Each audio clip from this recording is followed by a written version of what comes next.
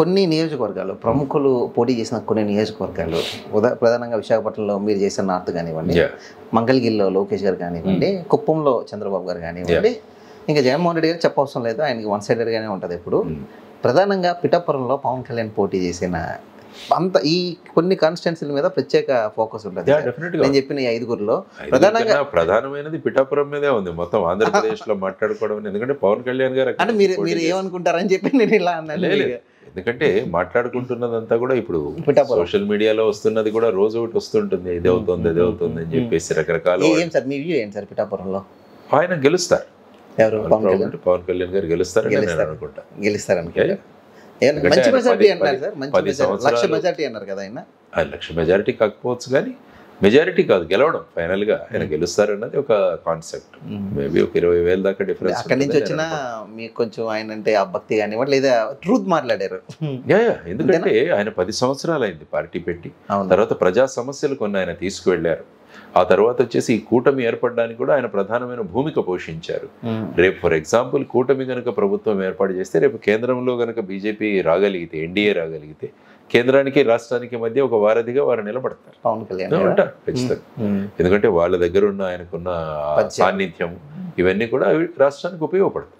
కుప్పం కన్నా ప్రధానంగా పిఠాపురమే హైలైట్ అయింది సార్ ఈ ఎలక్షన్ లో. ఎందుకంటే పవన్ కళ్యాణ్ గారు ఏ కాన్స్టిట్యున్సీ నుంచి పోటీ చేస్తారన్నది చాలా చర్చ జరిగింది. అవును, గాజువాక చేస్తారా, మళ్ళీ భీమవరం చేస్తారా, లేకుంటే ఆయన ఫైనల్ గా పిఠాపురం ఎంచుకున్నారు. ఆయన గాజువాక చేస్తే మీరు చేసేవారా? గాజువాక్ లో పోనీ ఆయనకు ఆపోనెంట్ గా లేదు. గాజువాక నేను ఎప్పుడో చెప్పాను, గాజువాక అన్నది నాకు క్వశ్చనే లేదా, గాజువాక నేను వెళ్లే ప్రసక్తే లేదు.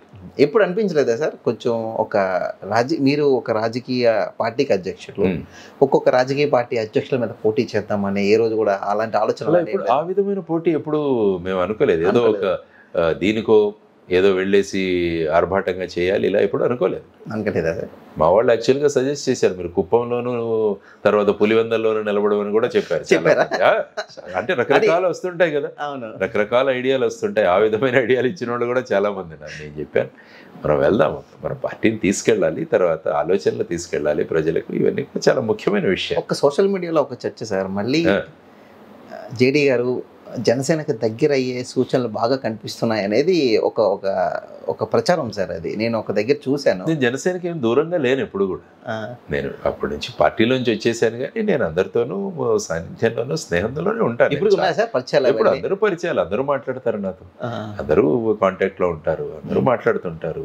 గ్రామాలకు వెళ్ళినప్పుడు కూడా జన సైనికులు, వీర మహిళలు వీరందరూ కూడా పలకరిస్తుంటారు. ఆ విధంగా ఏమీ లేదు, ఇప్పుడు కూడా సత్సంబంధాలు కొనసాగుతున్నాయి. ఎన్డీఏ ఇన్ కేస్ ఆఫ్ వస్తే జేడీ గారిని ఆహ్వానిస్తే లేకపోతే జై భారత్ని ఆహ్వానిస్తే ఏం చేస్తారు? It's a very very hypothetical question.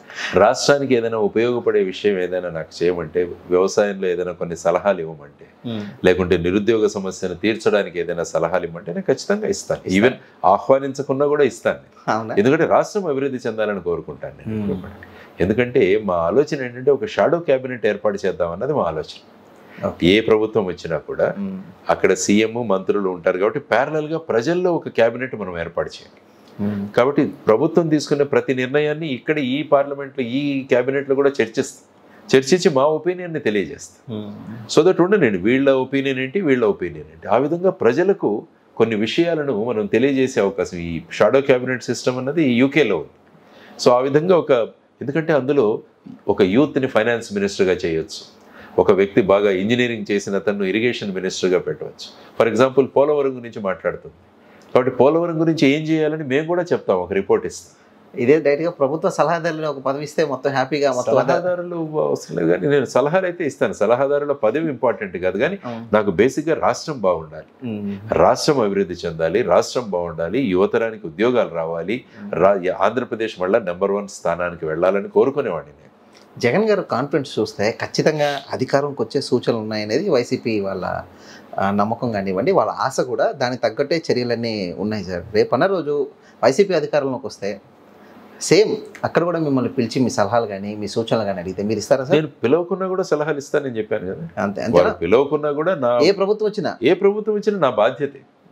ఒక పౌరుడిగా విషయాలు తెలిసిన కొంత విషయాలు తెలిసిన వ్యక్తిగా నేను ప్రభుత్వం బాగుండాలి, రాష్ట్రం బాగుండాలన్న కోరుకునేవాడు. ఓన్లీ ఆంధ్రాకైనా తెలంగాణకు కూడా ఉందా సార్ అది? తెలంగాణలో కూడా ఇవ్వచ్చు, ఏముంది దాంట్లో. ఎందుకంటే మా పార్టీ ఇప్పుడు తెలంగాణలో కూడా మేము విస్తరించున్నాం కాబట్టి తెలంగాణలో కూడా ఇస్తాం. ఏ విషయమైనా కూడా నిర్మోహమాటంగా చెబుతాం. అందుకని ఈ షాడో క్యాబినెట్ సిస్టమ్ ఏదైతే ఉందో దాన్ని ఇంప్లిమెంట్ చేయాలన్నది మా కోరిక. రిటైర్డ్ ఎంప్లాయీస్ ఉంటారు, వాళ్ళు ఒక్కొక్క విషయంలో అగ్రికల్చర్లో చాలా మంది మంచి విషయాలు తెలుసు. ఫర్ ఎగ్జాంపుల్ వడ్డే సోమనాథేశ్వరరావు గారు ఉన్నారు, ఆయన వ్యవసాయ మంత్రిగా కూడా పనిచేశారు. మరి వ్యవసాయానికి సంబంధించిన విషయాలు ఏవైతే ఉంటే మేము షాడో క్యాబినెట్లో ఆయన మాకు వ్యవసాయ మంత్రిగా ఉంటారు. ఆయన రిక్వెస్ట్ చేస్తాం, సార్ మీరు వ్యవసాయ మంత్రిగా ఉండండి అంటే విషయాల మీద ఆయన ఒక రిపోర్ట్ ఇస్తాం. కాబట్టి ఈ క్యాబినెట్ ఒరిజినల్ క్యాబినెట్కి ఒక రిపోర్ట్ ఇస్తాం మేము, వ్యవసాయంలో ఈ విధంగా చేయండి. ఆరోగ్యంలో ఉన్నారు డాక్టర్ సుజాతారావు గారు అని ఉన్నారు, వారు హెల్త్ సెక్రటరీగా రిటైర్ అయ్యారు. ఆవిడ కూడా అనేక ఆర్టికల్స్ రాస్తుంటారు. సో అటువంటి వాళ్ళని కనుక్కొని వారిని ఆ విధంగా మనం ఇవ్వగలిగితే ఒక కాన్సెప్ట్ తీసుకురావాలన్నది మా ఉద్దేశం. సార్ ఈసారి ఎన్నికలు డబ్బు ప్రభావం ప్రధానంగా బాగా ఉంది కాబట్టి వచ్చే ఎన్నికలకైనా తగ్గే అవకాశాలు ఉన్నాయంటారా sir?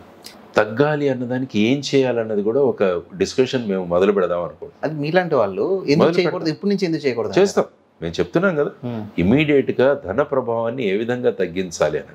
State funding of elections అన్నది ఒక కాన్సెప్ట్ ఉంది. అంటే ఎలక్షన్ కమిషనే ప్రతి క్యాండిడేట్కి మీకు ఇన్ని హోర్డింగ్స్ మేము ఇస్తున్నాము, తర్వాత ఇన్ని పేపర్లలో మీరు అడ్వర్టైజ్మెంట్స్, అన్ని పేపర్లే ఒక పేపర్లో, తర్వాత టీవీ టైంలో మీకు ప్రతిరోజు ఈ మెయిన్ ఛానల్స్లో మీకు 10 నిమిషాలు కేటాయిస్తాం, దానికన్నా ఎక్కువ కేటాయించకూడదు. ఇవన్నీ రెగ్యులేట్ చేయొచ్చు, కానీ ఫైనల్గా ఈ క్యాష్ ఇచ్చేది దాన్ని ఎలా కంట్రోల్ చేయాలన్నది ఒక పెద్ద క్వశ్చన్. అవును, ఇవన్నీ కంట్రోల్ చేయొచ్చు మనం, ఇదంతా ఎలక్షన్ కమిషన్ నుంచి చేసుకొని, లేకుంటే సుప్రీంకోర్టుకు పబ్లిక్ ఇంట్రెస్ట్ లిటిగేషన్ ద్వారా ఇవన్నీ కంట్రోల్ చేయొచ్చు మనం. కానీ అల్టిమేట్గా ఈ డబ్బులు పంచడం అన్నది ఎలాగ చేయగలం? Either only 2 solutions.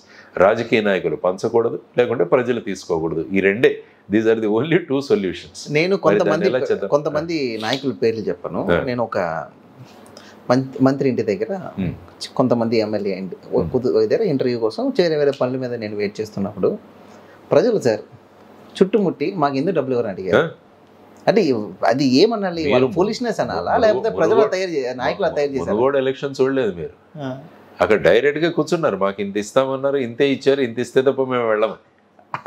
ఆ విధంగా లైవ్ లో చూసాం మనం అందరం కూడా. నాకు ఒక తెలంగాణలో ఒక మినిస్టర్, ఇలాంటి ప్రజల్ని మీరు చైతన్యం తీసుకొస్తానంటున్నారు, చెయ్యాలి. ఎందుకంటే మనకు మార్పు రావాలంటే మన ఎవరో ఒకరు ప్రయత్నం చేయాలి కదా. ప్రయత్నం అయితే చేయాలి కదా. ప్రయత్నం చేయకుండా వదిలేస్తే ఇంకా మనం భ్రష్టు పట్టిపోతాం.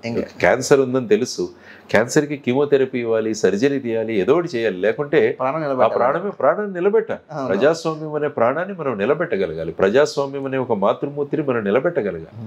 ప్రజాస్వామ్యం అనే మాతృమూర్తిని సొంత బిడ్డలే ఈ విధంగా అపహాస్యం పాలు చేస్తుంటే ఎక్కడో చోట ఆ మాతృమూర్తి యొక్క గౌరవాన్ని నిలబెట్టాలి కదా మనం.